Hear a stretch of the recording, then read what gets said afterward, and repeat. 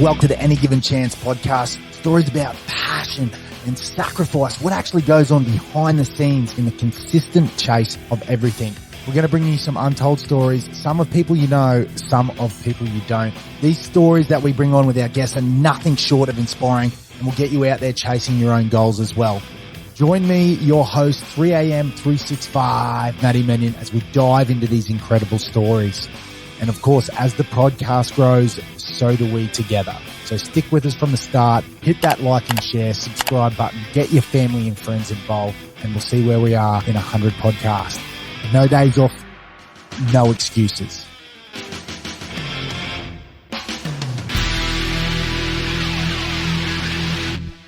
Got him. Jag, got him. Welcome. Thanks for coming on board. Any Given Chance. What a fun podcast this is going to be today, bud, because, mate, you are a man of many talents and young and up and coming, young, dumb and full of cum, as they say. Something like that. So just tell the listeners who are out there what you're actually doing as a career at the moment. All right, well, first of all, thanks for having us on here, Matty. Should be a good time. Obviously, I'm a professional jockey. Been doing it probably I started my apprenticeship in 2013, left grade 10, and started over the Christmas holidays and just fell in love with it and thought, yeah, there's definitely sort of, at that stage of my life, there was nothing else that I wanted to do apart from that. So I was happy enough to stick with it and give it a crack, and so far it's taken me a fair way. Look at me now, Mum. Look at me now. I've made it. Yeah, funny you say that. Mum actually, my grandfather actually sort of rang me and was trying to get me into it. Yeah. And when I told my mum, she said she got me on the laptop straight away and was searching up bad things about being a jockey. Yeah. I'm looking at all these things on the internet about injuries and falls and all this stuff. And she was trying to talk me out of it. And now she's one of the first ones to get down to the races and watch you play. Man, wow, so you don't come from a racing background? Nah, not at all. Not a horse background, nothing? No. Funny enough, my dad was actually a apprentice jockey to Kay Tinsley on the Gold Coast when he was 15. So my family had always grown up very locally to round the turf club.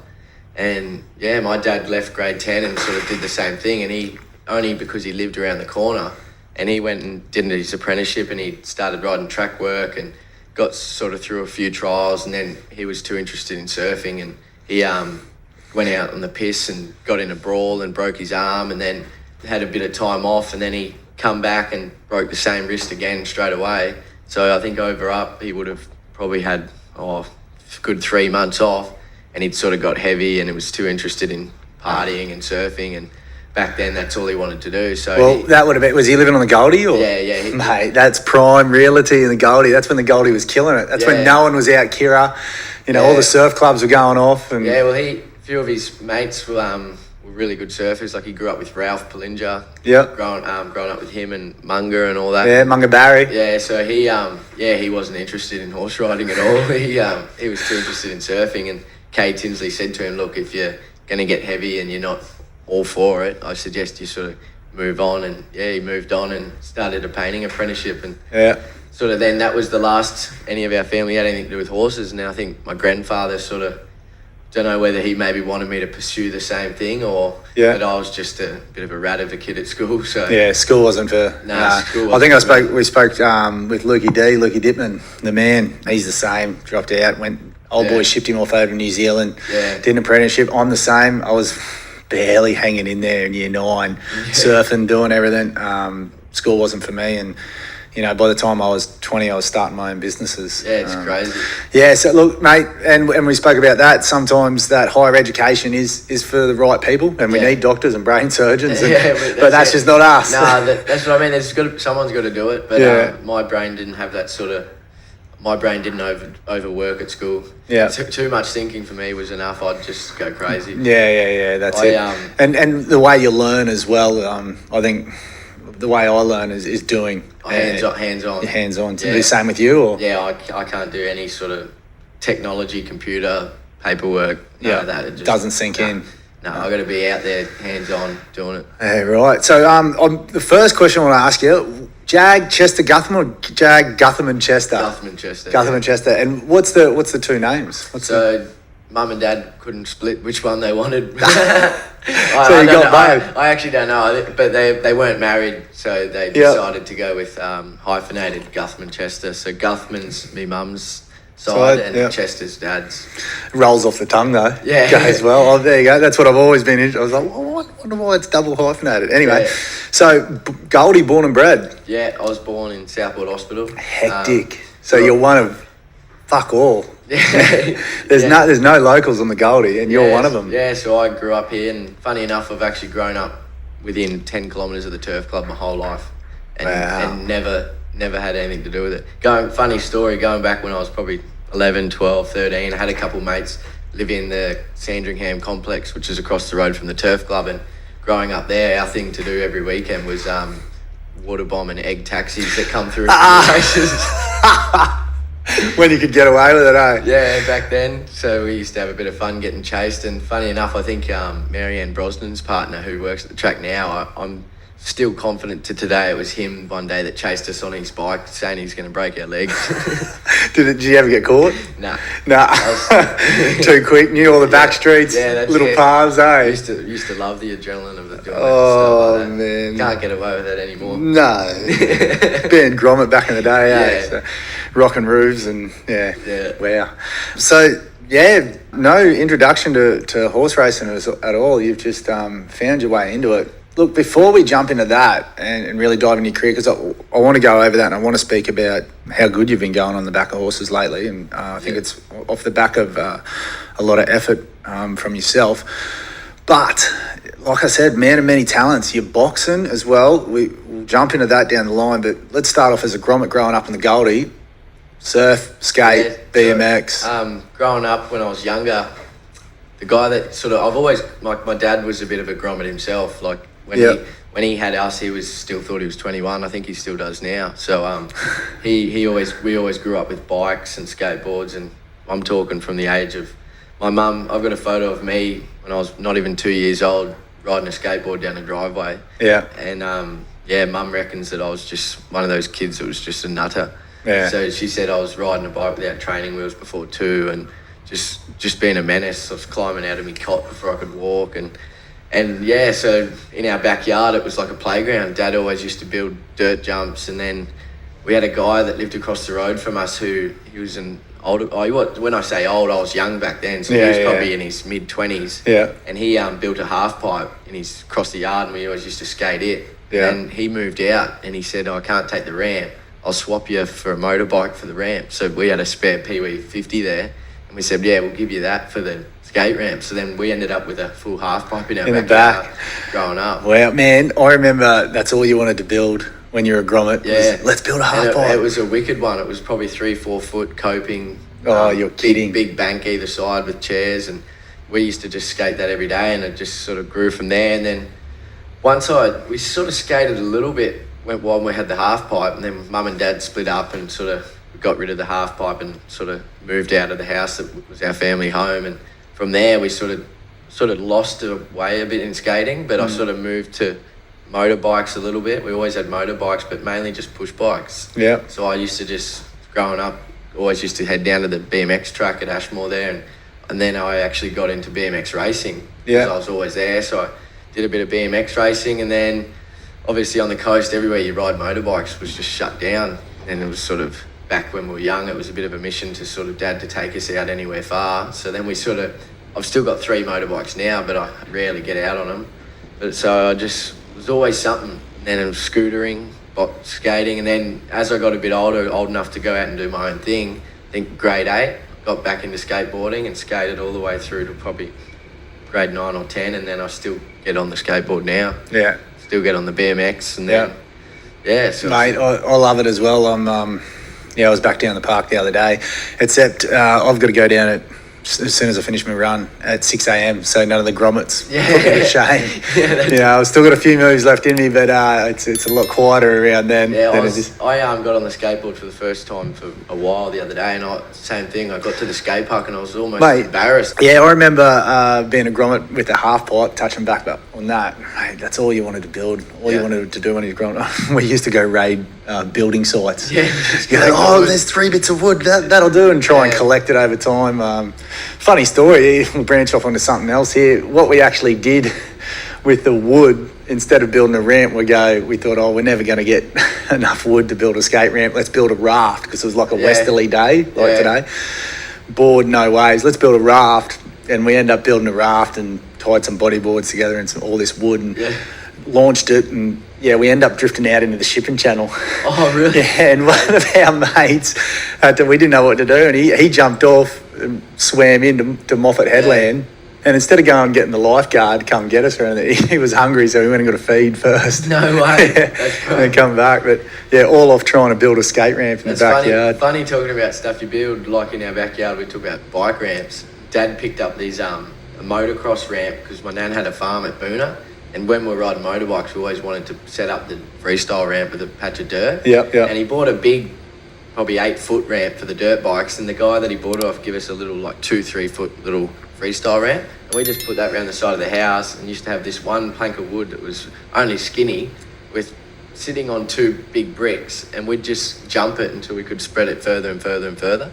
And we would jump. I've got a photo on my dad's laptop jumping this bike probably a good 10, 15 metres, no, probably not 15, a good 10 metres, and the landing is just sitting on 2 bricks upright, you look back at it now and you just go, I don't know how it didn't kill me. Mate, there's no grommets doing that these days and ages. No, it's like no helmet on, no shoes on.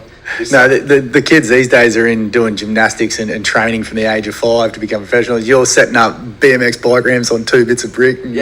Maybe I'll land it, maybe I'll die. Well, these days they're just sitting on iPads with headphones on. That's right. That's it. Yeah, creating their own world on social media that they think they're special. You aren't, you little rats. Get out there, do something worth talking about. Yeah, so growing up, Goldie, surfing, mate. When did you get into surfing? I suppose surfing and skating come hand in hand, don't they? Yeah, it's funny enough you say that because always skate regular. And when I picked up surfing, I'm actually goofy. So as much as... You're one of those blokes. Yeah, so as much as it's similar, it's different for me because I've tried to get up and surf regular thinking, maybe I'll surf better if I surf regular because I can skate all right. And I stand up and it's just like, whoa, can't what's going on now? Yeah, and I wakeboard regular and everything. So I just don't What? Yeah, I don't know where I picked surfing goofy from. Especially living on the Goldie, you got right-hand points just the whole way down and you decide, no, I'll be on my back end. That's nuts. And you skate natural and you wakeboard natural. Yeah, everything natural but surfing. It's crazy. But funny enough, I was actually never a fan of the beach as a young kid. Yeah, right. So my dad used to still surf when we were growing up, and he tried to drill us into getting into it, and I could never do it. I was just like, I don't like the surf.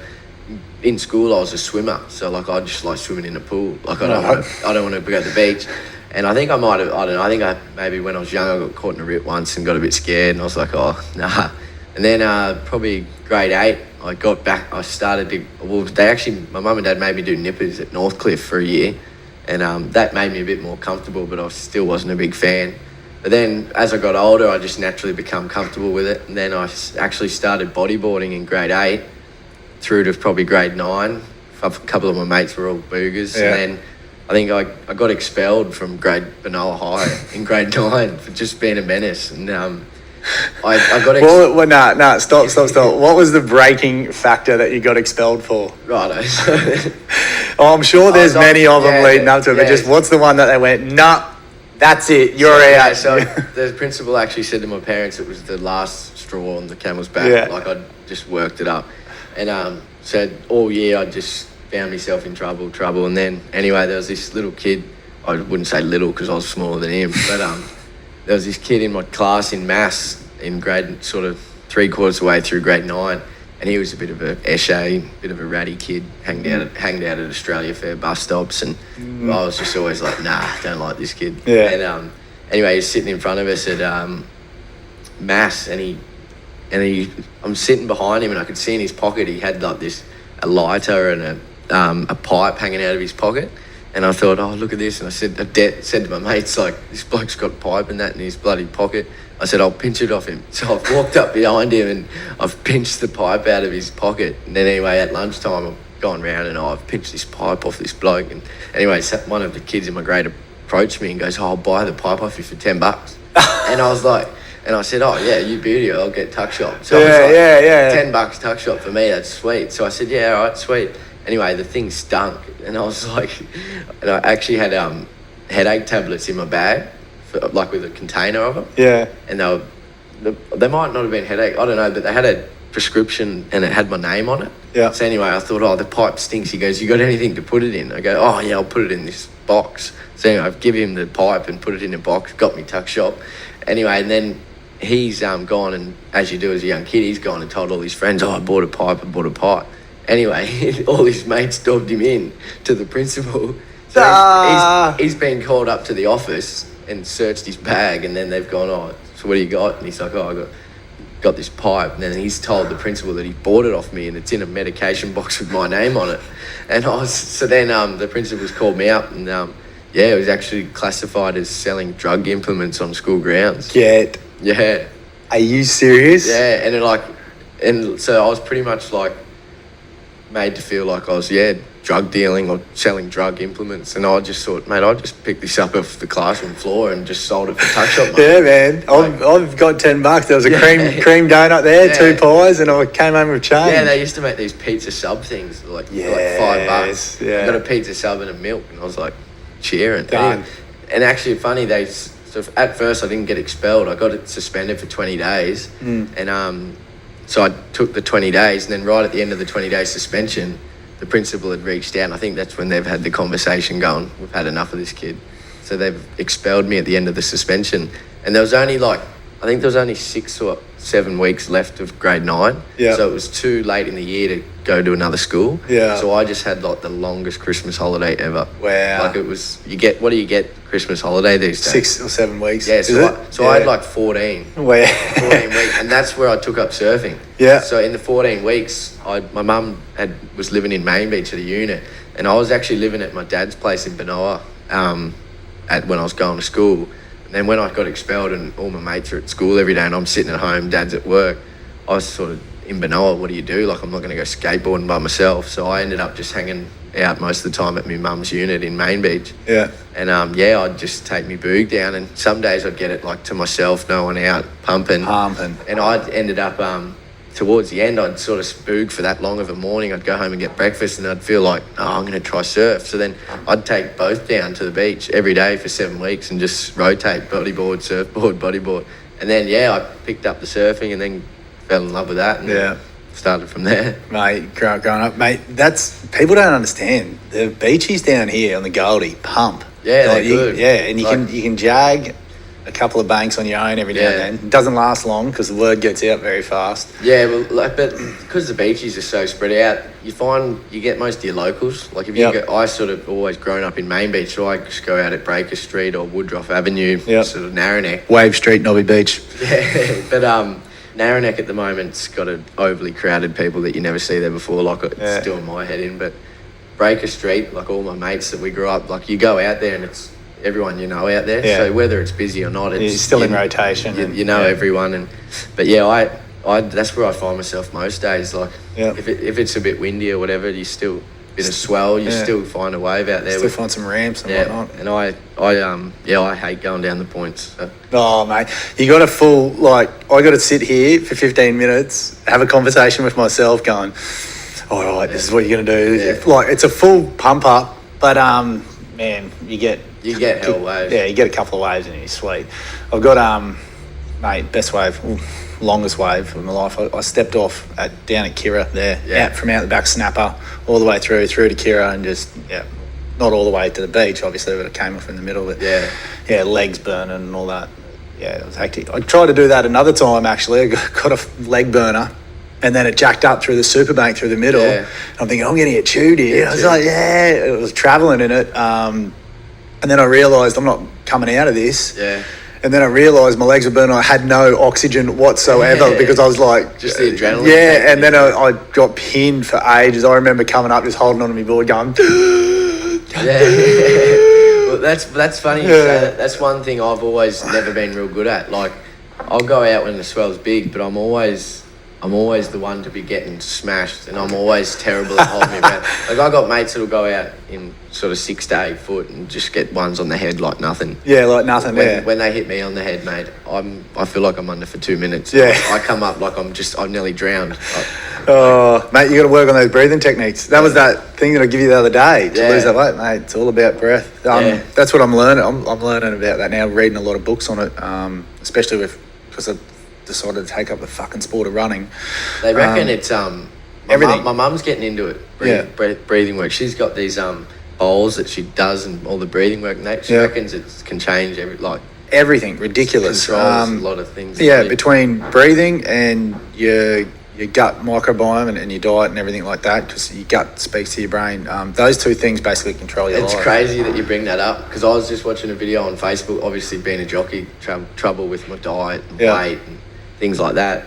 I actually went and got a detox thing done the other day, and the guy said something about, I told him that I've got sugar cravings and stuff like that, and when I'm wasting and not eating and drinking, I crave sugar, so I'll live off Red Bulls, like when I'm cutting weight and stuff like that. And he said, it's no good for your gut. And then he explained something about drinking bone broth can help you from craving this and that, and bloody I offered you one, Buzz, when you walked in. And then I 2 days ago I seen a video on Facebook about this doctor talk, like 20-minute video about gut health and how important it is, and I sat there and got stuck watching the whole thing. It just opened my eyes and made me realise how important it is. Well, this is, and we'll jump into your career soon, but look, when you're speaking to old dudes like us, we've been through it for the next 15 years, so we pick up the knowledge along the way, and through playing sports and rugby league and all that. I'm the same as you. I piqued interest when I was your age, trying to make it and break it through, so you have to make sacrifices and learn about this stuff to continue on.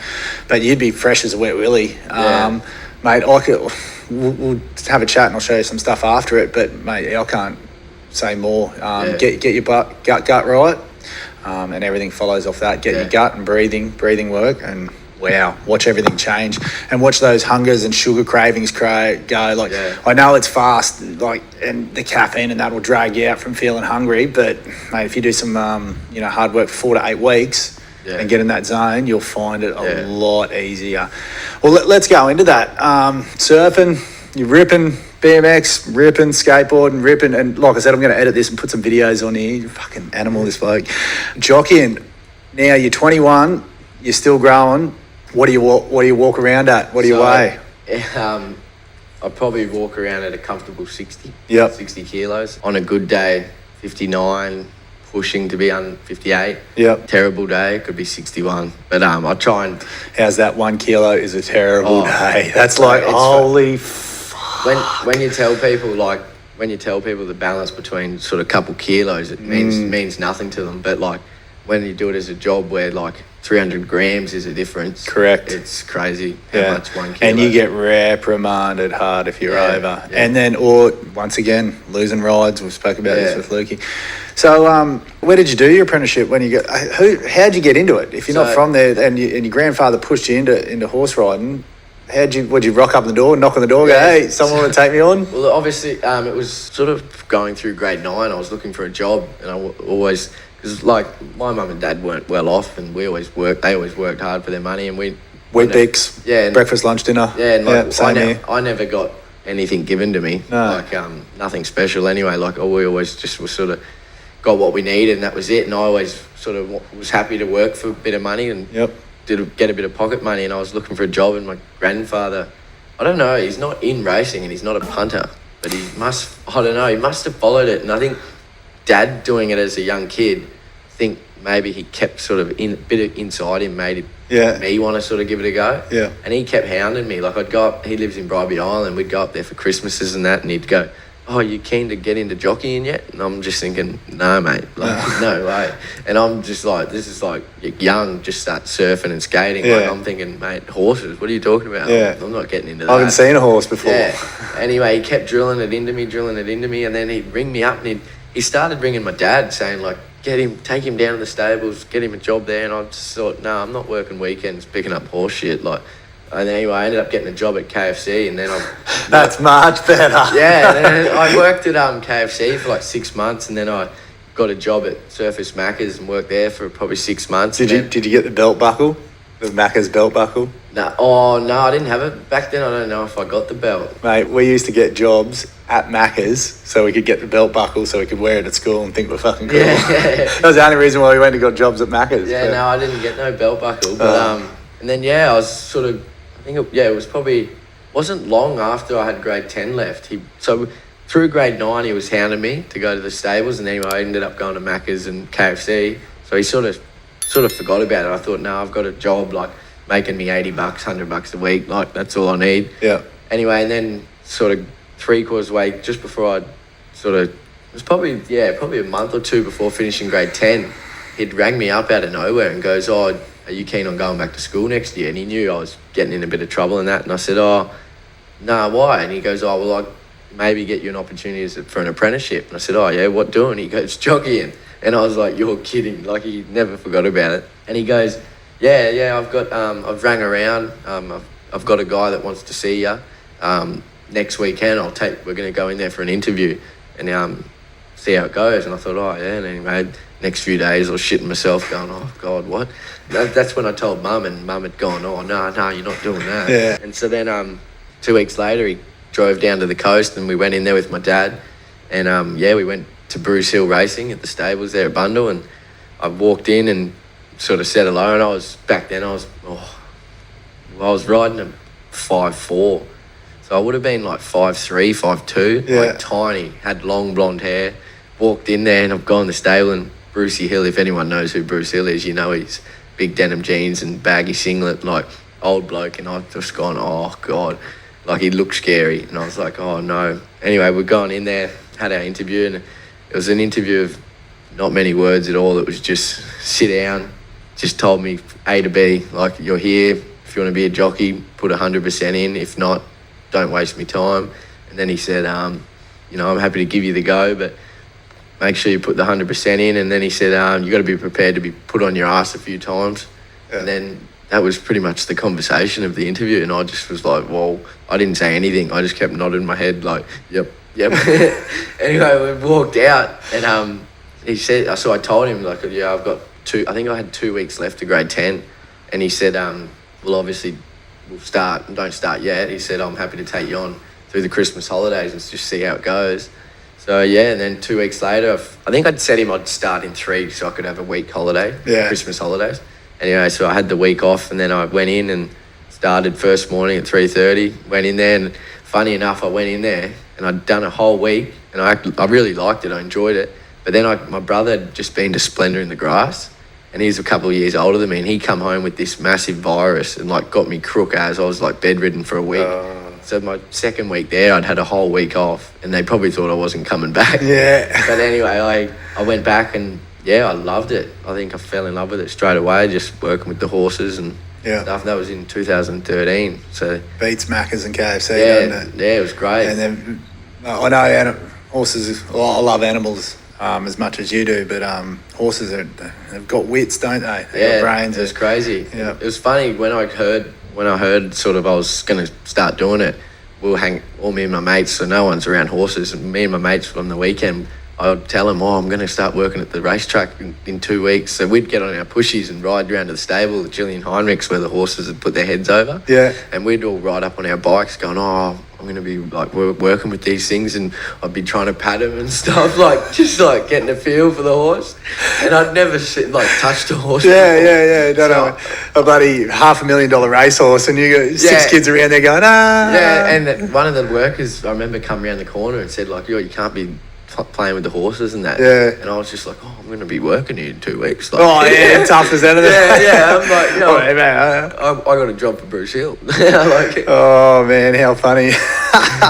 Next minute the horse kicks out, snaps its leg. But it was funny, But everything sort of went real quickly. Like, once I started working for Bruce, I was lucky enough, his foreman at the time was Donnie Barron, who was an ex-jockey himself. So there was always someone on the ground with me, sort of putting the time in to teach me, because I feel like if he wasn't there, to get to the races would have taken me much longer. But because he was there, I think like my first morning, I think he got me to sit on one. Like, he'd come in the yard and said, do you want to, because I'd never sat on one or anything. I didn't know anything. I didn't know a bar from soap, like nothing. So they had to teach me from scratch, like just about what side to stand on the horse, like what to know about, like watching out for the kicking, the biting, and like how to deal with them and walking them. So I'd start by walking them, and I remember the first day I walked one from the walking machine to its box, and I got the lead. I think I held it on that tight. I was like, oh, please don't take me with you. Yeah. Don't take me with you. But it went really quickly, so he got me to sit on the back of one first day, and then I think a couple of weeks in,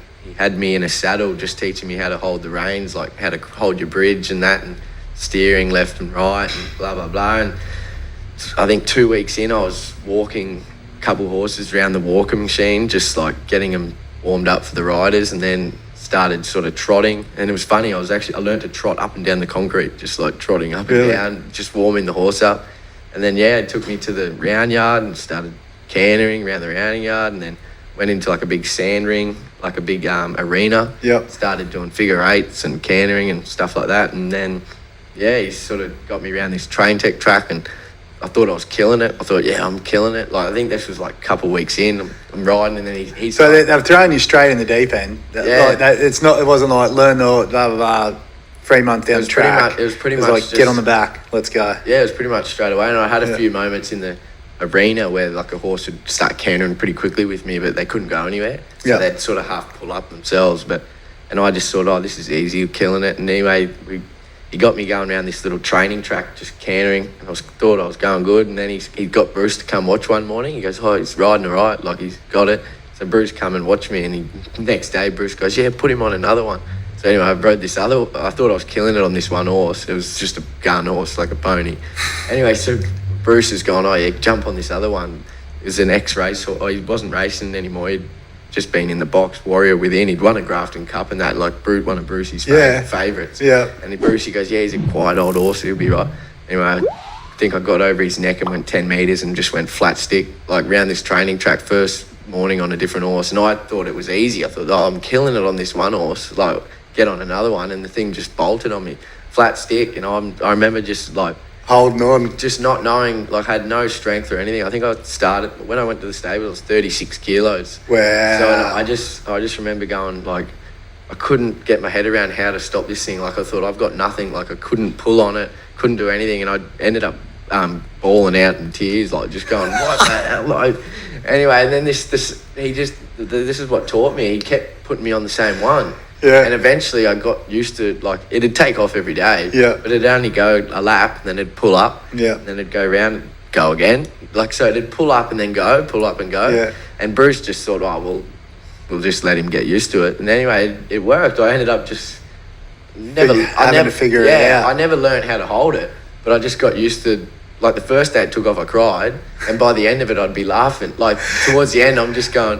just laughing, and then I think Bruce goes, we can't keep it bolting every day, so ended up, and just from there I started sort of got my track work licence to go to the main track. Could only ride a couple because I just had no strength at it whatsoever. Yeah. But so that was December 2013. I think I got my track work licence in February, so 2 months got my track work licence, and then had my first jump out in April. So it was like 4 months. Bang, you're on the horse, this is what you do, let's go. Yeah, got to jump outs, and then... Well, once again, there's no theory in learning how to horse ride. I mean... No, it's just do it, and then... So I started doing jump outs, and then once I got to jump outs, I started wanting to get there quickly. I thought, I want to do trials, I want to ride trials. And then my boss was like, no, you're not ready yet. And I was like, I'm doing jump outs, why can't I do trials?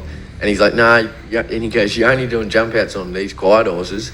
He goes, you can't be doing trials, like because trials, if you get in behind something, you got to hold it, like. You got to hold it, otherwise you're going over, getting on heels. Yeah, so then I sort of didn't understand all of that, and then it took me probably a year to be able to ride most horses. Like, after being there for a year, I'd slowly built up, not so much strength, but I'd learnt the technique of how to hold them a bit more. And then, I had my first trial in December, so it was a year exactly, just under a year, to get from nothing to barrier trials. And you still got the bug, you're still buzzing, you're still like, this is exactly what I want to do. I still get the buzz for it. Like, I think with the weight being like a heavier sort of jockey, I think the weight takes a bit of a toll. Like, all year non-stop, wasting week in, week out, takes a bit of toll, and you sort of get burnt out a bit. Sometimes I'm thinking, I need a break, look for this, look for that. But then whenever you have a break, you're always hungry to come back. So I think it's a good sign that I'm still enjoying it. Yeah, that's right. How good. So first year trials, what goes on there? How long until your first race? And who was it? So you have to do 25 barrier trials to get a race license. And obviously Bruce wanted me to do a few more than 25. And I think I had my first trial on a horse called Fun. He was like a massive horse, like 18 hands, maybe even bigger. And I was tiny. I remember watching the video and I just looked so small on it. Anyway, first trial, I jumped and led and it won. And I was like, oh, I won my first trial, blah, blah, blah. Anyway, then it took me, I got my race license in August. So it took me 8 months to get 25 barrier trials done, because it's just I think I had my first one. And then obviously Bruce didn't want me riding anyone else's trials for a while till I had a few for him. So obviously every set of trials they'd only have them once every 3-4 weeks. And he'd only have maybe 1 or 2 quiet ones I could ride. And then, so it took me 8 months to, I think, do about 30 trials. Then I got my race license, I think, in August, and had my first ride at Gympie. And then got lucky enough, I rode a first winner first day out of the First race. ride, first winner? I don't think it was my first ride. I think it was the second ride. Okay. I had, I think, 3 or 4 for the day. Yep. But, rode a winner my first day out. And then I had a bit of luck. I thought it was too easy. I think I rode first meeting, I went to Gympie and rode a winner. And then I think my second meeting, I rode a winner. Next week I rode another winner at Nanango or something. Then I went to Mount Isa and they were looking for a couple jockeys. So me and another apprentice from the Gold Coast went up to Mount Isa and I rode a double.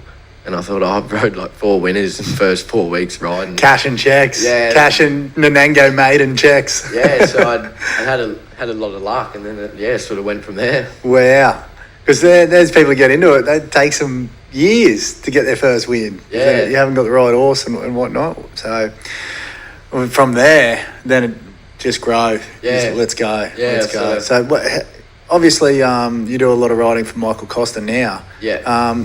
How long were you with Bruce Hill for? So I was with Bruce Hill my whole apprenticeship. Yeah. So I started riding when I started, and then sort of stayed with Bruce the whole time through till I was through the provincials, through the Metropolitan, and towards the time of when I got to Metropolitan, Brisbane and Eagle Farm, Doomben and that, Bruce didn't have many town horses, so I wasn't riding a lot for Bruce. I still ride all my track work for Bruce, but didn't ride much race day for him. But when I got to town, I was riding a lot for Stephen O'Day. Yep. So I rode a lot for Steve, and I was getting a lot of outside rides. And then Costa only sort of moved to the Gold Coast late of my apprenticeship, and I sort of started a connection with him there, sort of towards the last sort of year or 2 of my apprenticeship.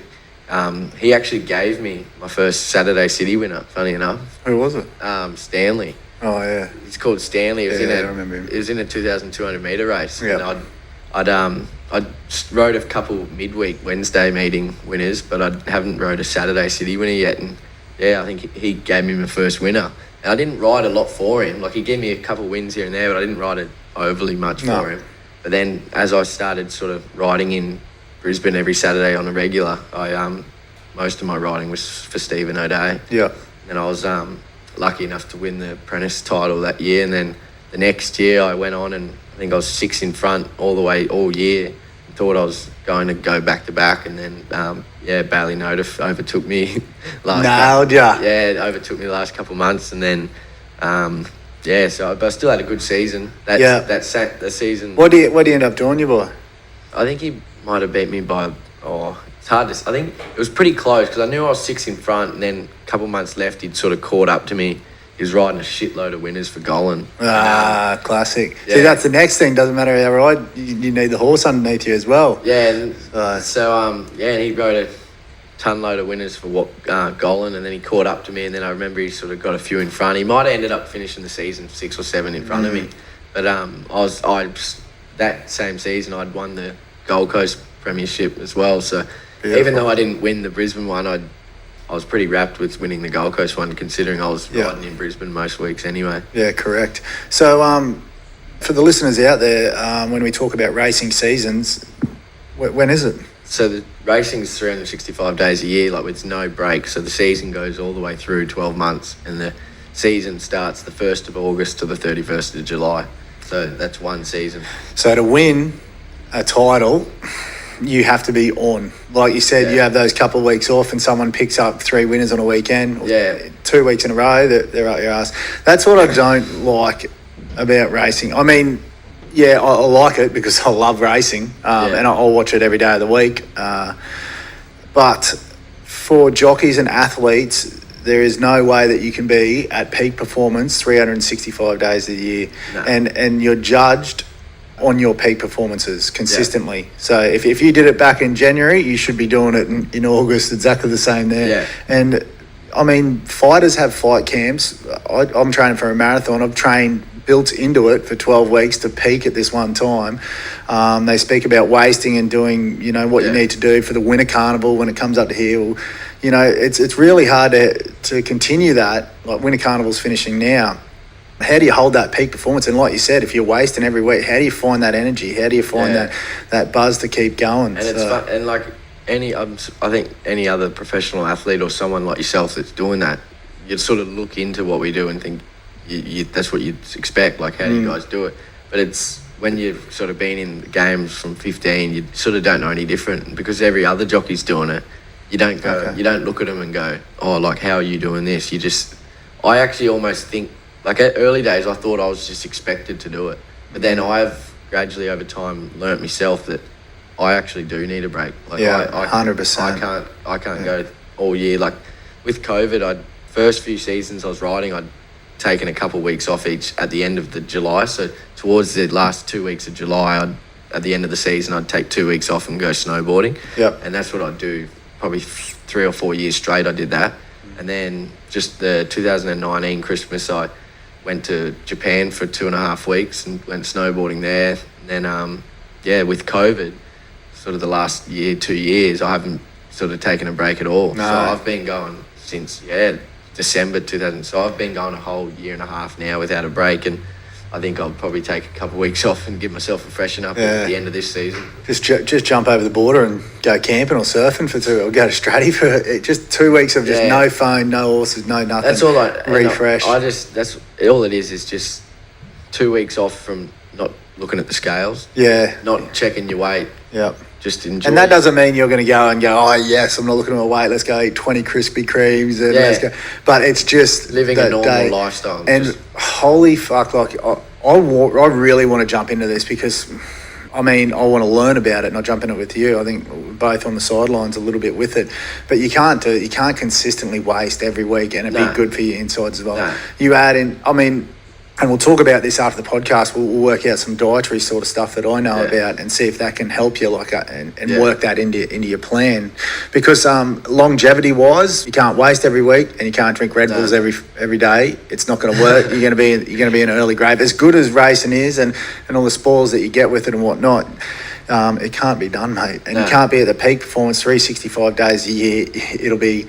You'll jam-pack your career into 4 years.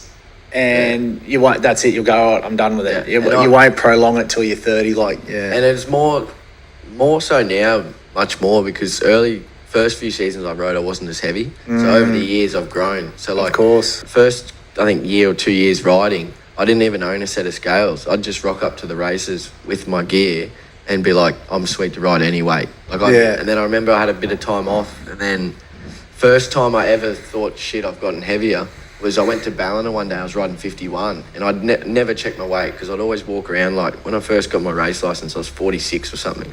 So I'd never have to worry about my weight, eat whatever I liked. I'd have up 47, something like that. Anyway, I had a bit of time off, and then I remember my first meeting, I went to Ballina and I was riding 51 and I just never owned a scale. So I thought, I'm 48, 47.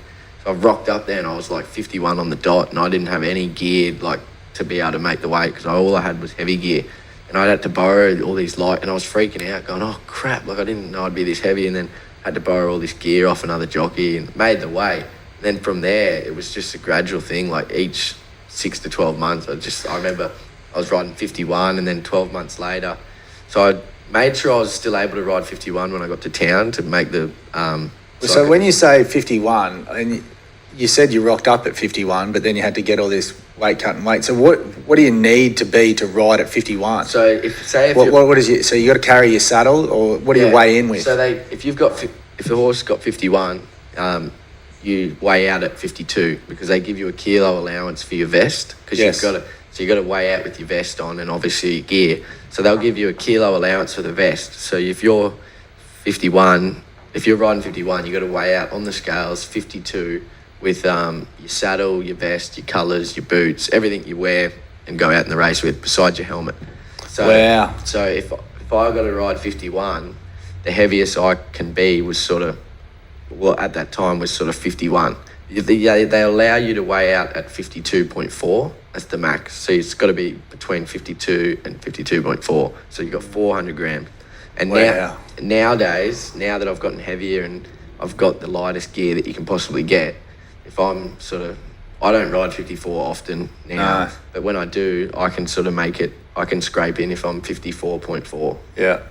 Yeah, because you had to do that the other week, didn't you? Who were you on? It was a good one. You were on Axe. Yeah, that's right. Put together a few wins there as well. Yeah, but it's just over the years. So that was a good run. Yeah, mind you, that one. Got out front. It scared a lot of the big name horses. I was thinking, here we go. He's looking sharp here, and then just died in the last 10, 15. Yeah, and I've always sort of been on the side that he runs a strong 1,200 metres. Yeah. Obviously, the races that they've been aiming for have been that little bit further, 1350, which is okay, but for him to run a strong 1350, he needs everything to go his way. Yeah. And he's just drawn bad a couple of times, which has made him work a little bit early. And I think one run ago he drew bad, so we decided to ride him a little bit cold, and then he got too far back, but he still ran enormous. Yeah. And the day he won over 1350, he ran a strong 1350, but I drew a good gate. Yeah. And because he's got brilliant gate speed, like I haven't rode a horse that's as quick as him out of the barriers. Yeah. And he landed in front and I walked. I think we went like 37 or something, first 600.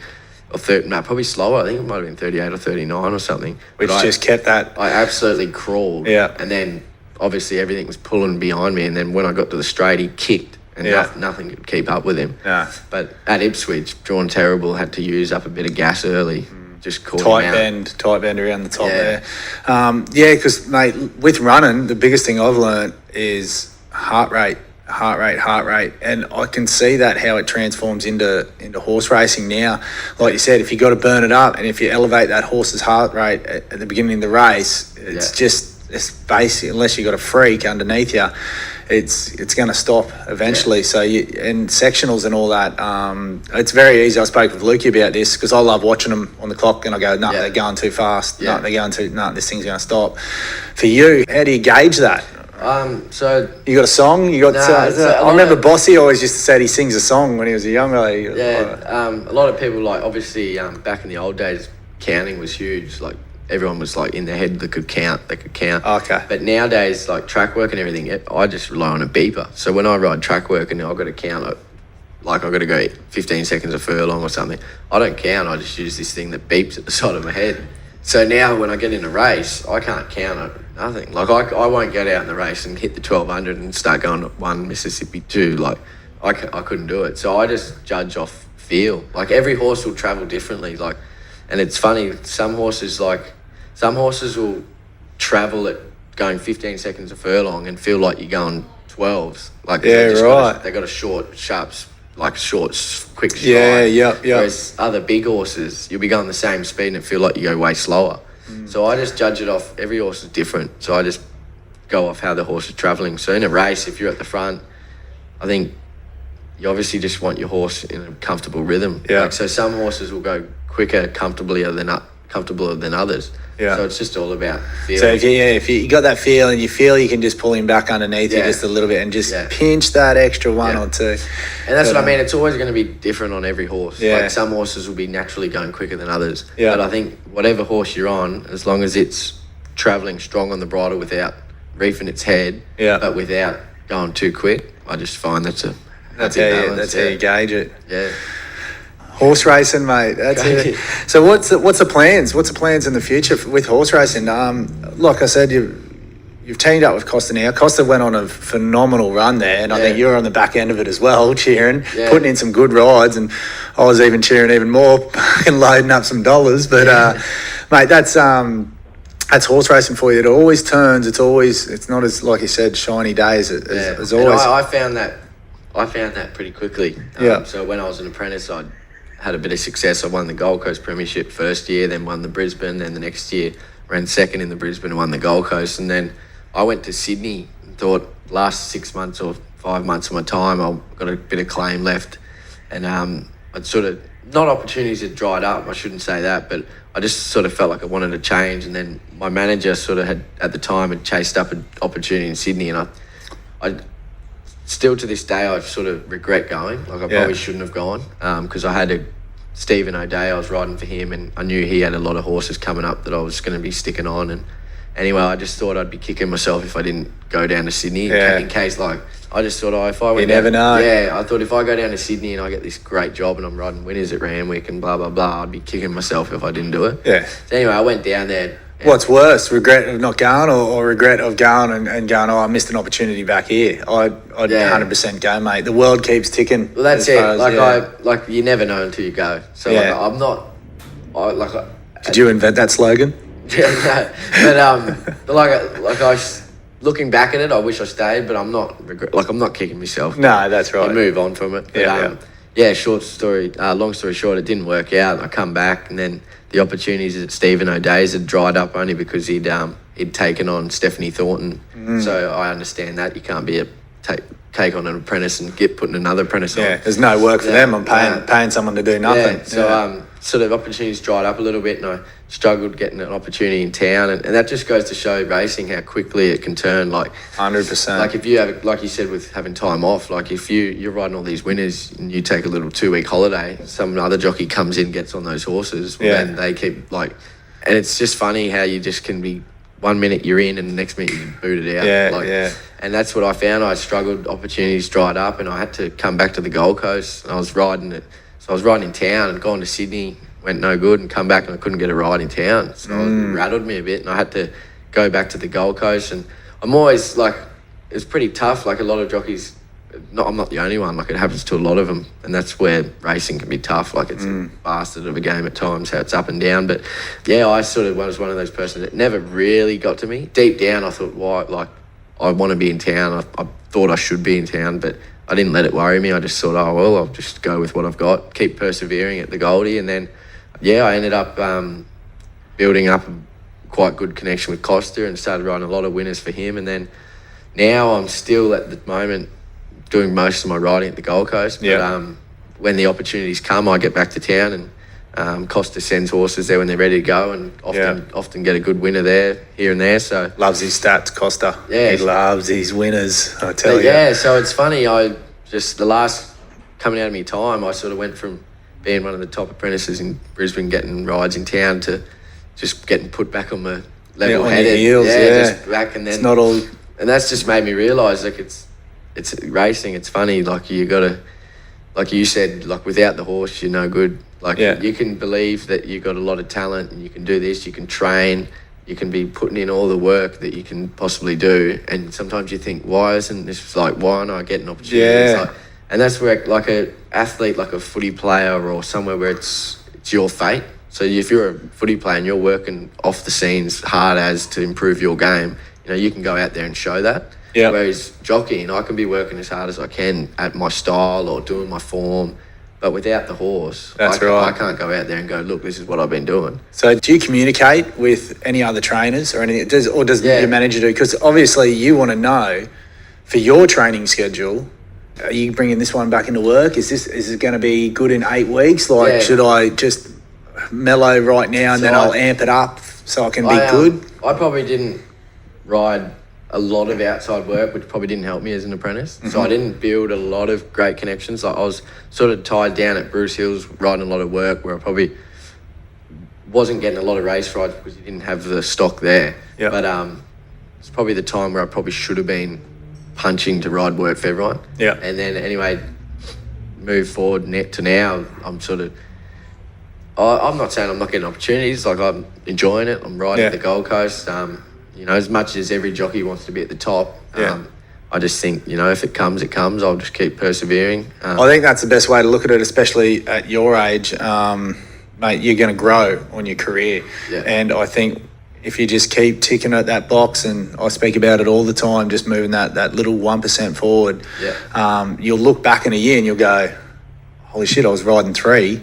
now I'm riding 6. Yeah. You know what I mean? 6 will turn into 9, and next minute you got this flow on. That's all I'm focused on. Is I'm happy where I'm at. Yeah. I'm putting in the work. I'm riding track work every day. I'm not riding track work for a large variety of trainers, but I ride track work for a bit of an income, helping out Bruce Hill still. So I'm back with the old boss. Ride work 6 days a week for him. And then I do 2 or 3 days riding Costa's horses. So Costa's my main supporter, so I do make sure I get his in. And then just going off the form that me and Costa have, riding winners for him, you're going to pick up other rides. So correct. As long as I help out, sort of ride track work for the my main support. And then, look at little Gibbo down at North New South Wales, Dylan Gibbons. Yeah, riding for Chris Lee. Yeah, he's and then just from there they just went, oh, how good. Lee Kilner. Yeah. Little Lee as well. She got a couple. That's where it comes from. The opportunities come off the back of form. Yes. So like, you're only as good as your last winner. So if you're riding a stack load of winners, the trainers are going to put you on. And Lukey touched on that as well. He goes, man, you can be riding unbelievable. You can get this $101 thing, give it the peach of the ride, and get it to run second. But no one cares. No one gives a fuck. If you get second on a $1.80 pop because it bled or something like that, it's you suck. Jockey. You're the worst jockey. You've done this. And that's what I mean. Like, do you cop sprays? Yeah, I love hearing this. Do you cop sprays? Yeah, I've copped a few sprays, copped a few messages and that. Yeah. I always do. Yeah, I haven't so much recently, but I'm back. Yeah, it's because you're riding winners. Fuck you. Yeah. But I've copped a few back in the day. It's good. Yeah. Do you reply? Do you give it back to them? Yeah, I do. I probably shouldn't, but I can't help myself. You got to find the funny side in that, mate. You can't take it personally. No, I definitely don't take it personally. But I definitely give them a bit of shit back. Yeah. I love it. Classic. Mate, I might start a few fake accounts and stuff. Start messaging me. Yeah. Burn it in there. But yeah, back to the plan. The plan is just persevere with what I'm doing. I think I'm in a great camp, Costa. Yeah. We're having a lot of luck. We've got a great strike rate, and his team's only growing. So because he's not result driven, but he wants success as well. Yeah. He came to the Gold Coast. I remember his story. He was working with Sean Baker, and he was sleeping in his car, and he just thought, if I just get one, and he was working down there, and then he come up to the Goldie, and he started his stable, and we had 2 with him in there, Diamond Czar and True Myth, and got a town winner in there. But then you could see he still was just hungry to grow, and I think now he's settled in. That's what he still wants to do now. Like I know he's on the talk of the next 12 to sort of 24 months, next year or two. His stable's only going to keep building. I think he's got like 40 horses in work now. Yeah. And I know that for sure that he wants to keep growing, and if he can sort of get the results that he's got now with 40 horses, you can imagine the results he's going to get when he's got 100 in work. So if I can stay in there, I think it's the right camp. And over the next years, you don't know, being with Costa could open up doors for somewhere, like for something else for me. Well, see, his business plan at the moment is, from what I take, and you got your under horses which will win. We can go to Ballina, go to Goldie, go to there, and then there's a couple of stable stars. Yeah. But I think he'll start, as that builds, he'll have enough money or some backers who will notice his stats, that you'll start getting these better horses, and that's what he said. Like he gets winners out of everything. Yeah, like he places them really good. Yeah, like you said, stats man. He always gets a winner out of them, and he's got that handful of probably horses that are above average, and he wants to get a stable full of them. So is Axe your favourite? Yeah, Axe would have to be my favourite at the moment. Yeah, has he been put away now, or what's he doing? Nah, so I actually galloped him this morning. We did a bit of fast work with him to see where he's at, whether he's ready for a break. Obviously, he's had a few runs this time in, but everything in his work indicates that he's still enjoying it and loving it. He worked really good this morning, so I think the plan, they're going to send him up to Rocky Newmarket next Friday, and he'll run there. That's the plan. See how he pulls up from the gallop this morning. If he doesn't go there, we go on the paddock. Yeah, having a little break. Yeah. Ooh. Axe, keep it out. Right, well, you touch base on that. I'll jump back a few steps. We're talking about you can be doing everything right. Yeah. And it just doesn't add up. You can be training your ass off, and you said, look, if you're a rugby league player, you can step out there and you can put your best foot forward. So I guess you've got the shits with not having control of a situation. Yeah. So you went and jumped into boxing. Yeah. How'd you get dragged in that? Because, man, I've been watching you training as well, and fuck, you're a little sharp fucker, I tell you. Getting trained with Corey up there. Corey McConnell. So, which he's a WBC title holder, great boxer, and rides track work now. Yeah, so he's a great boxer, and like you said, just that not being able to control. Not that I got the shits with it, but I just always wanted to. I was always played footy and that growing up, and I liked that.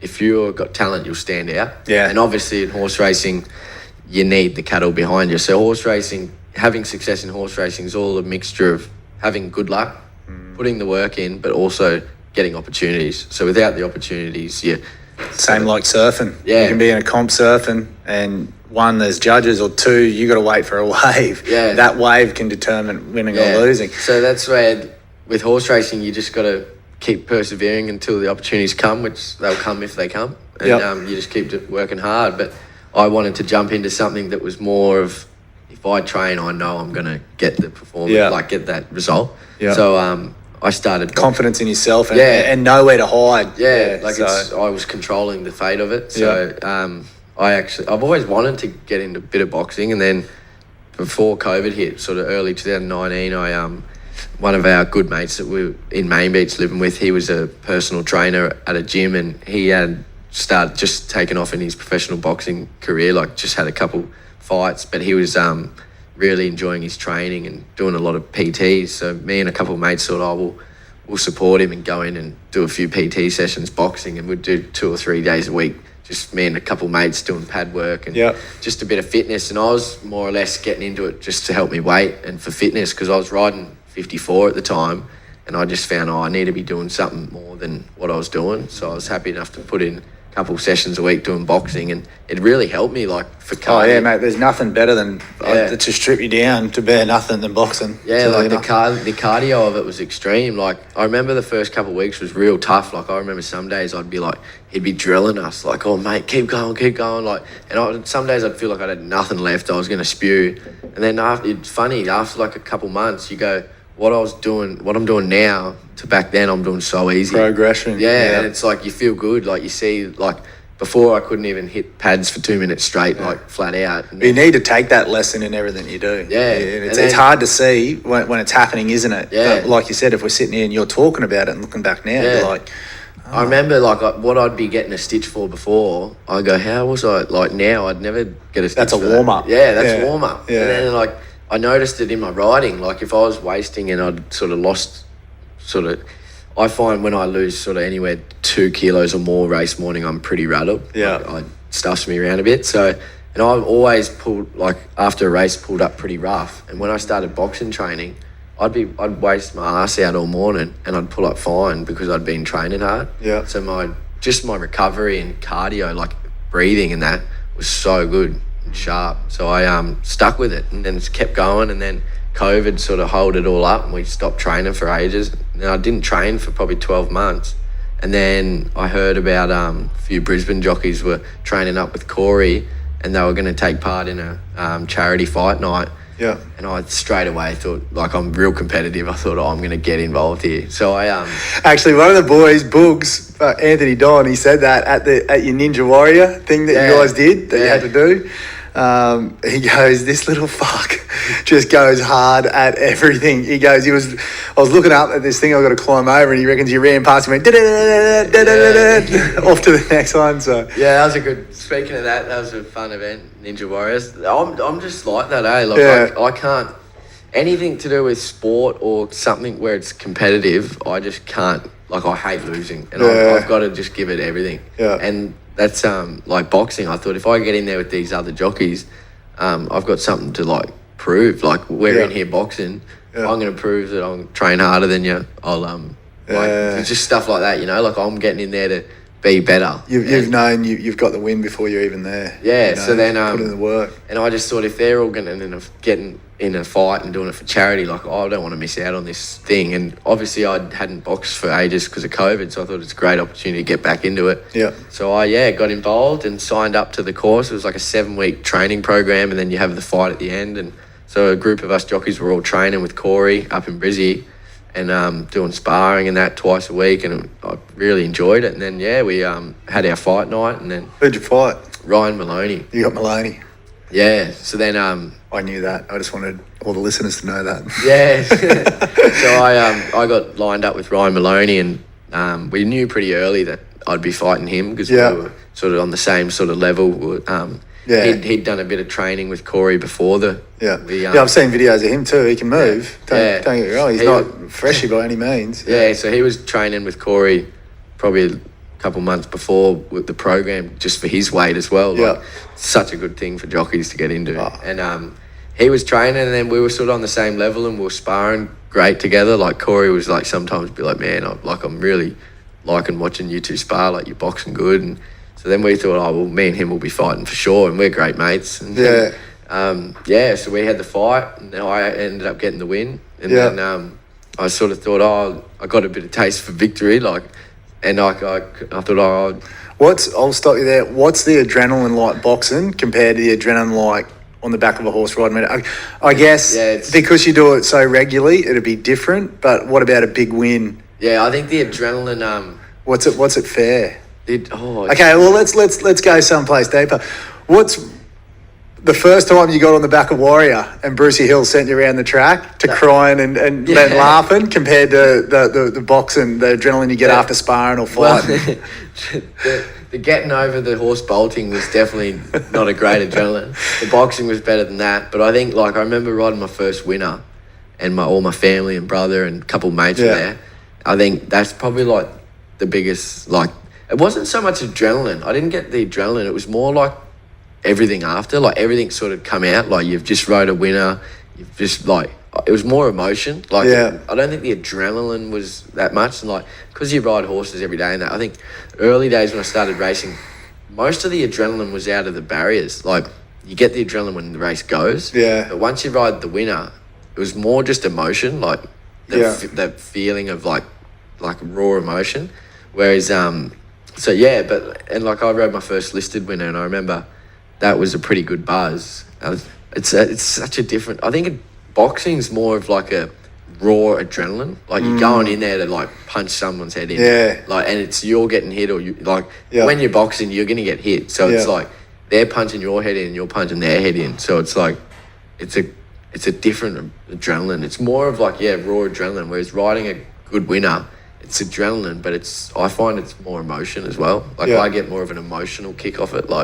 I've just achieved that in my career, and it's something I work jockeying. You put a lot more work into, so it's more like that. Whereas boxing, I'd train 2 days a week for 7 weeks, and then I'd just gone in there. So I didn't have much emotion. It was more just am I going to win the fight? You know what I mean? So it's more raw adrenaline, but it was good. I loved it. Yeah. But, the event they held was insane. I remember rocking up, and it was a good, there was a crowd, and mate, people get into it. You don't same thing with boxing. I went boxing after I finished up my rugby league career for the same fact of, all right, I've been in a team environment. Now I want to test myself in a singular environment where there's nowhere to hide and see what I'm made of. But mate, it's just a community that I didn't even know existed. Yeah. And people love coming to live fights, and it's this big event and everything like that. And then next minute you're the main stage for your couple of minutes in that event, and all eyes are on you. I've always loved watching fighting. I love it. And then I remember getting in, and I remember the first time I did sparring, I always thought, I was never nervous or scared to spar. And then once I started sparring, it was almost sort of real. Am I doing it? Yeah. And I remember I did get a bit of butterflies early. I thought, I like sparring. You're going in there and it's just training. You got your gear and you're training. So it's me and him are great mates. We're just in here training, having a good time. As soon as the round finishes, you shake hands. You're good round, man. We got the training in. But then when it comes to the fight night, it's hard to switch going, all right, I've been training with him for 7 weeks. We're good mates. How do you switch to now it's a fight? It was a hard one. I'm gonna have to hit you with everything I've got soon. But it was a hard one to switch because I thought, we're such good mates. We've been training, and in the sparring, even though we go at it at each other, it's not meaningful. It's training. It's a lot different to, all right, mate, I'm sorry, but if I don't go hard, you're going to go hard. Yeah, that's right. And if you don't, we're kidding ourselves. You know what I mean? You want to win, I want to win. Yeah. So sorry, mate, but we're just going to have to let them rip. And we had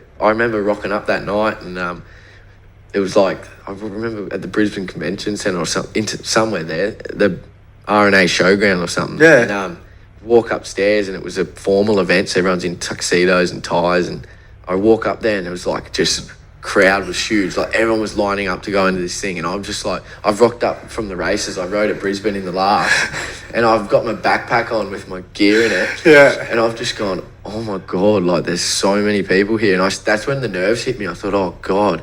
And there was that many people. I remember I seen Dennis Hogan there, and I was like, what's he doing here? Like, I was like, this is like a charity fight night. And I'm like, oh God. And then I remember I've met all my family and friends there. I had like 20 people come up at the table, staying there. Yeah. They're all half pissed already, sinking beers. Yeah. And they're all coming up, like, grab me by the shoulders, like, you ready to smash this bloke? Yeah. And I'm just like half like going, yeah. Mate, that's so funny. You're ready to smash this bloke. I've seen like full calm mothers that are just in the crowd as soon as their boy's on, fucking smash him, hit him. There's no hype, there's just violence. Me and Ryan Maloney, like, through the Sakori and a couple other blokes were the ones that organised the matchups and that. Yeah. And from our training, they said, we're going to put you guys as like the co-main event. So we were the second last fight. Oh. And I got there at like 6:30. Yeah. So the anticipation of it was so gnarly. Like I got there that early, and I remember the first fight started at like 6:30, 7 o'clock.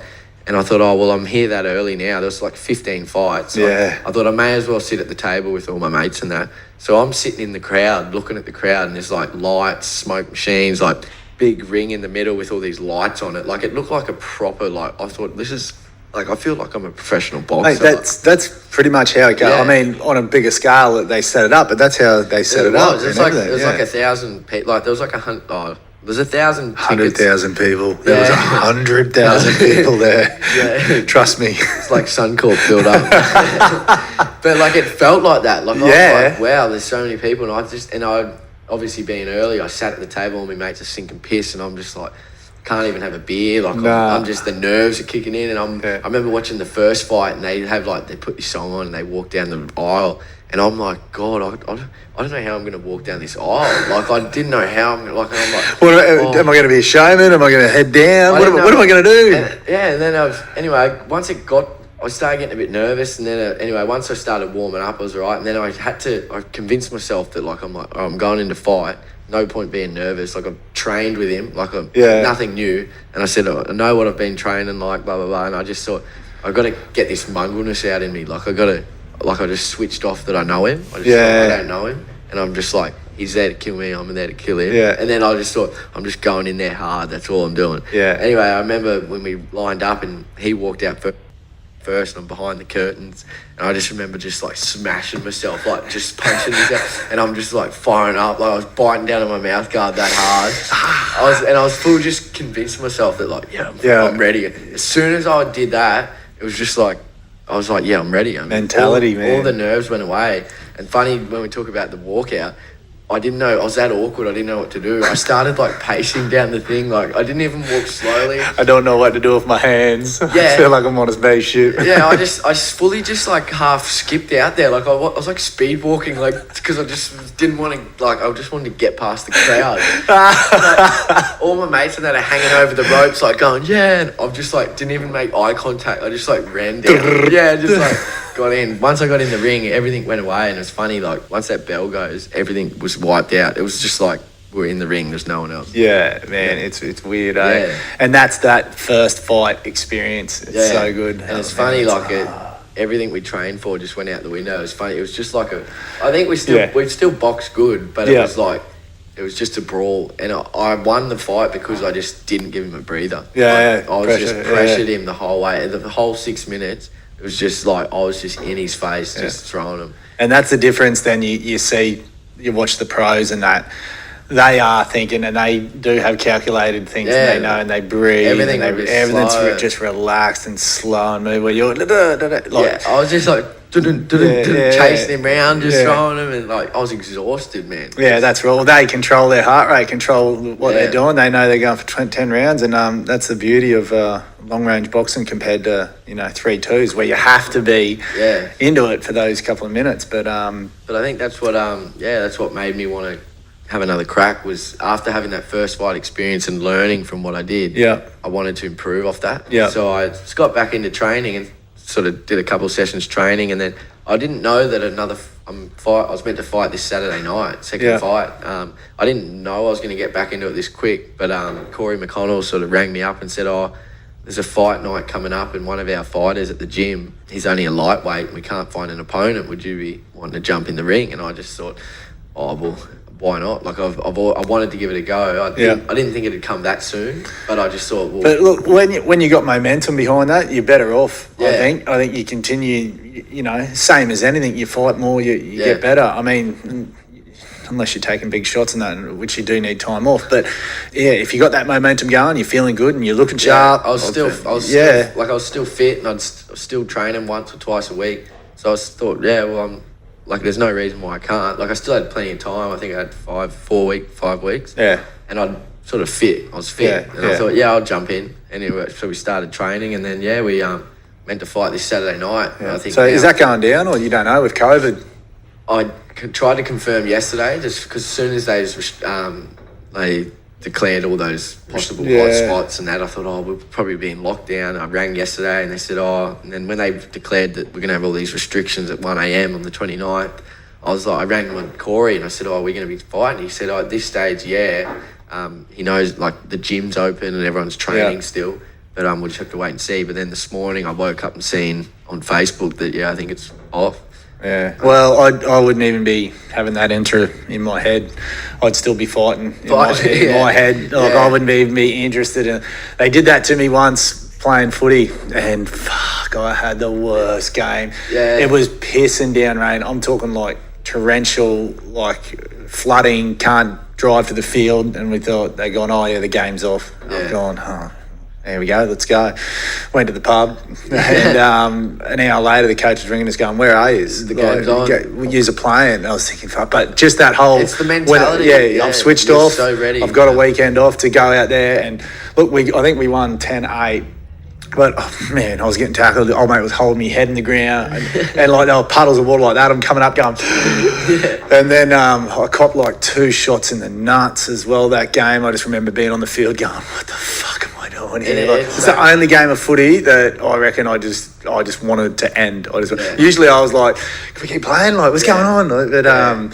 me and the energy. Out of the zone. Yeah, but as soon as I switched off that thing, I'd be going in. I'm fighting still. And then, and fuck it, you and me will swing around in here for a couple of rounds in here. We'll get it done. I think I'll be running out from your no, mate, I've got to catch you first. Fucking hell. Where's he going? Yeah, I'll be running around, ducking around like mate, so if it is on, or would you know if it's cancelled, are they just going to shift it until they know? Or it'll be postponed. Okay, it'll be so postponed. I seen it on Facebook this morning. Well, Harley Jonkey works at the track at Brisbane. He's been training hard and he's fighting. And I seen on his Facebook that, he just posted that. I haven't heard officially from Corey, but I seen on his Facebook that his fight will be postponed. Sorry for anyone who'll let everyone know. So I'm assuming the fight night will not go ahead. I don't think they want to take the risk with COVID. Oh, yeah, no, you can't. And like we spoke about COVID, like for us, we'd probably do all right with it and whatnot. But like I said, I've got a partner that would definitely affect, so I don't want to see something. It's weird, like they have Origin, but then they postpone this thing 3 days later. Like, it winds me up talking about it. Yeah, no. Plus we probably get fucking censored on this. I'll be kicked off YouTube before it even starts. I wouldn't be surprised if my Instagram's deleted shortly. Backup account. Backup account. Great, man. So, look, if it does get postponed, where do you head to? You just keep training? Yeah, I think are you going to take it to? Are you going to have a couple more? Or you just see how this goes? Yeah, like I've always said, I'll keep going. Like the training. Well, you're going to keep training, aren't you? Because you love the training, and it's good. I really enjoy the training of it, so I'll keep training all the time. Yeah. I didn't really, like I said, I didn't know whether I'd keep fighting or not, but I've had one win, so I'm like, why not learn from that, go to the next win.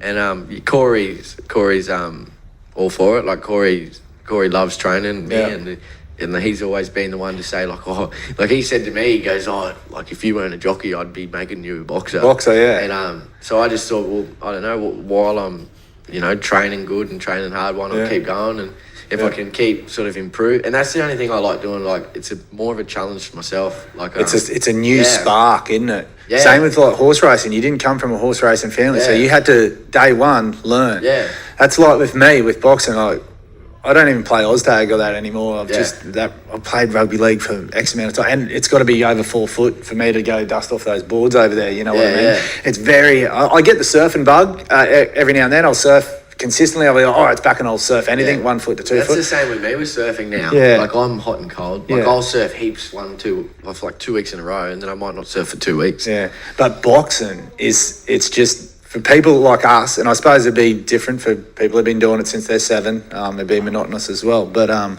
everything's just new. Yeah. New how you shift your weight, new how you train there, and it just sparks that fire in you. Eh? It's like that's what living is. It's like an addiction. It's like getting in there and punching pads and like seeing improvement and feeling fitter. It's like and because I've always liked boxing as well. And now that I've been training and had a fight, I'm so like glued into it now. Like, it gets addictive. Yeah, so I'll keep training, and if I can have a bit of success with the next fight, there's no reason why I won't keep going. And I'm sure Corey's will be happy for me to sort of point me in the right direction, keep me going. So. Smart bloke. I played with his brother, Brent McConnell, Jock. And both those lads, very smart. He wouldn't throw you in the deep end, or he wouldn't be putting you in anything that he didn't think. And he's the best bloke probably to have in your corner, man. He's ridiculous. He's a great boxer. Great boxer. But and you never know. Like I said, I don't have a goal with it. I'm not pursuing in it. I've got my professional career as a jockey. Yeah. And that's your main. That's where your heart and soul is. Yeah. And this is a backup, not a backup, but this is something away from racing that could possibly, I don't know, you never know. Yeah. So like I know I'm just gonna keep training and do what you love. If you're loving it. And that's what the main thing is. That's my career, that's my job that I do love. But this is almost like boxing's like surfing or skating. It's just another hobby I've picked up. Yeah. And it's like a challenge. Or BMX or snowboarding or fucking That's exactly what else. That's exactly what it is. It's just another hobby. Yeah. And it's like getting it when you're training hard and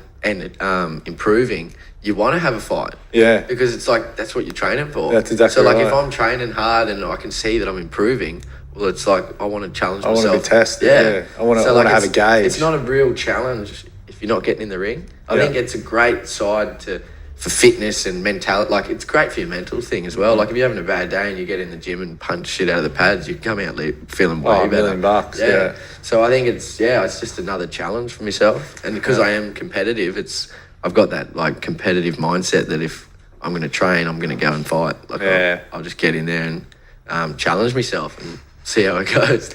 All right. Lastly, is there any other hobbies we've missed? What else do you do? Do you fish? Do you stop at any stage? I'm flat out all the time. Like I'm never not doing something. Yeah. Like you said, surfing, skating, BMXing.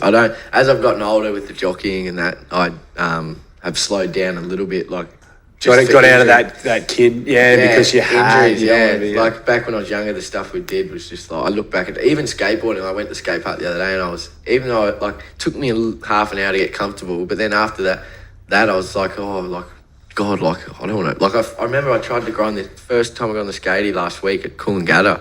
Went to the Kira, the little skate park behind the shops there, and it was like this little grinding box thing, and I've gone up to just grind, and I hadn't skated for a while. Anyway, I just absolutely just cooked it and just landed so awkwardly upside down on my wrist, and I'm like, oh, that hurt. And then straight away I'm like, this is why I don't skate. Like if I go, it's shit.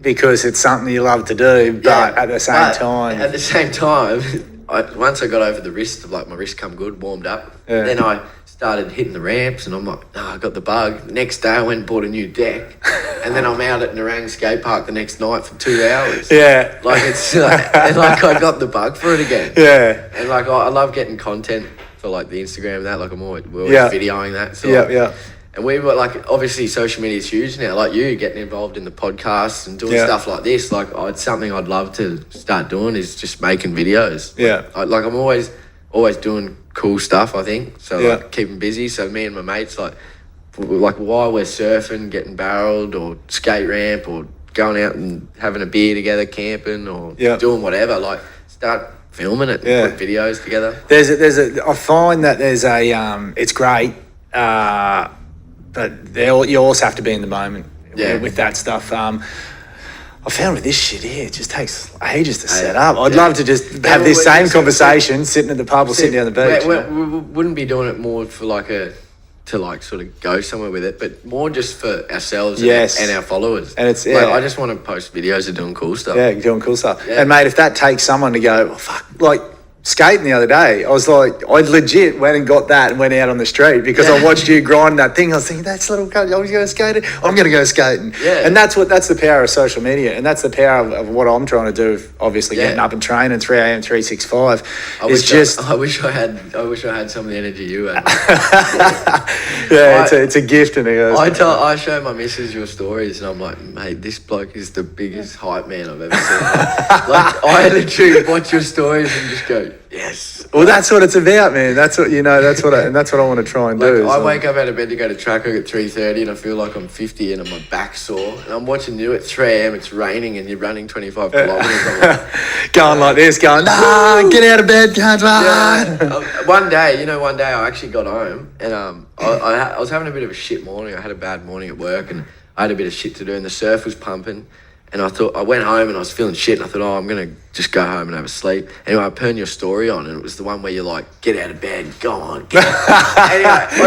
Anyway, watching your story, it actually like lightened me up a bit, like gave me a bit of energy. And I remember lying in bed going, well, fuck, while I'm awake and not really feeling tired, why lie down and sleep? So I'd got home, the surf was pumping, I'd got up out of bed and fucking went for a surf. And I was out all day. Mission accomplished in my head. That's what I'm doing. That was from watching your story. Yes.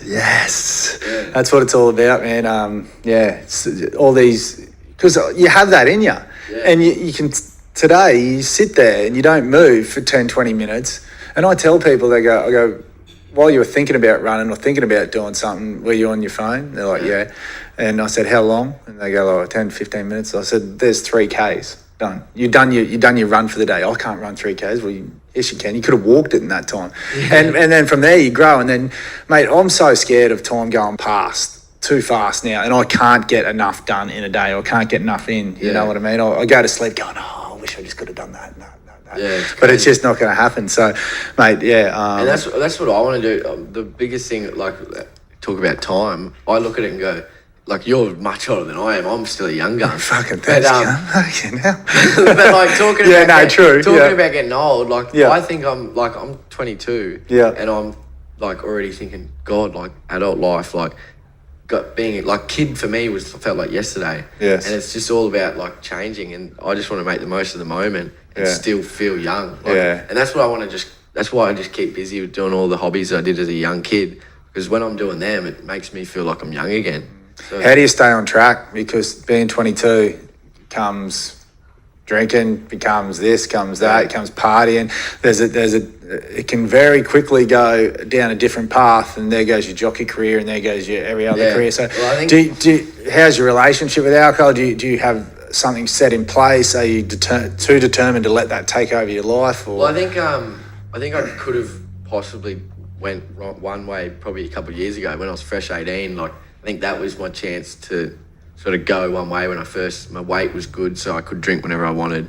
Start fresh 18, going out Saturday nights, waking up, riding Sunday, like, and then I turned it around, and now, so I don't think I've done that. Like, I think I've gone the right way, and obviously we all still like a beer. Like, I like going out for a drink, but because my weight's no good, I've got no option but to be smart about it. So like, I can't afford to go out and drink all the time, because then I can't ride and my weight's no good. So I'm pretty good. I don't drink too often. Like, I won't drink through the week nothing like that. I won't have a beer on a Monday night with dinner or nothing like that. I'm more of like a binge drinker. So you're young, your mates are going out. I've got a weekend off or something, I'll go out on a Saturday night. You got to let your hair down in that. But like you said, it's about being smart about it and whatnot, and just staying true to course. Because mate, if you keep putting in the hard yards, I guarantee you'll be sitting here in 5 years with fucking some trophies and some shit like that, and we'll be going, how good. I might even have to have a studio by then. We'll have to do another podcast in a couple of years. Yeah, see where you're going, mate. So all I can say is, mate, thanks heaps for coming on. How good's the story? That was a great podcast. I love it. And mate, just stay true to course, stay true to what you love doing, and keep moving forward. And hopefully your career takes off in the direction you want. That's good. No worries, mate. Thanks for having me on here. Can't wait to give it a watch. Mate, it'll be all over the stories and everything like that. Give it a share.